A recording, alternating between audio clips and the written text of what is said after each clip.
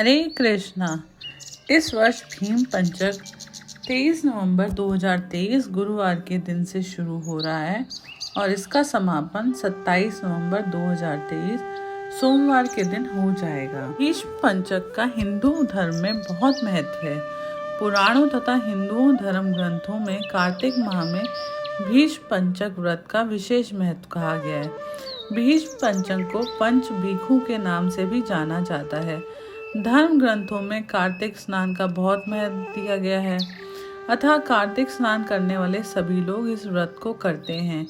भीष्म पितामह ने इस व्रत को किया था, इसलिए यह भीष्म पंचक के नाम से ही प्रसिद्ध हुआ।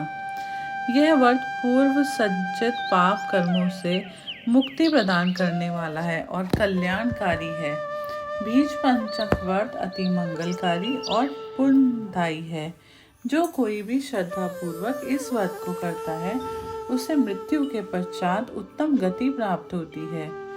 जो भी यह व्रत रखता है वह सदैव स्वस्थ रहता है और उसे प्रभु का आशीर्वाद प्राप्त होता है।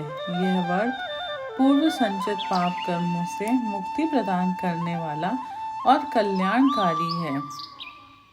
इस व्रत के पीछे यही मान्यता है कि युधिष्ठिर के कहने पर भीष्म पितामह ने 5 दिनों तक देवोत्थान एकादशी से लेकर 5वें दिन पूर्णिमा तक राज, धर्म, वर्ण धर्म, मोक्ष धर्म आदि पर उपदेश दिया था। इसकी स्मृति में भगवान कृष्ण ने भीष्म पितामह के नाम पर भीष्म पंचक व्रत स्थापित किया था।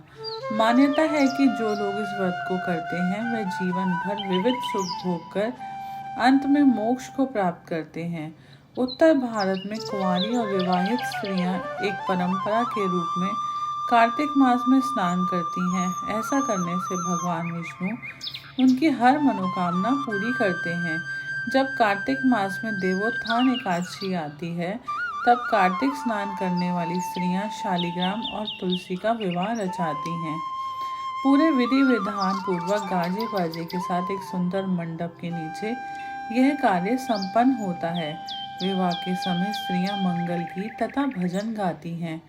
कहा जाता है कि ऐसा करने से भगवान विष्णु प्रसन्न होते हैं और कार्तिक स्नान करने वाली स्त्रियों की हर मनोकामना को पूर्ण करते हैं। भीष्म पंचक करने की विधि इस प्रकार है। भीष्म पंचक व्रत में 4 द्वार वाला एक मंडप बनाया जाता है। मंडप को गाय के गोबर से लीपकर मध्य में एक वेदी का निर्माण किया जाता है। वेदी पर तिल रखकर कलश स्थापित किया जाता है। इसके बाद भगवान वासुदेव की पूजा की जाती है।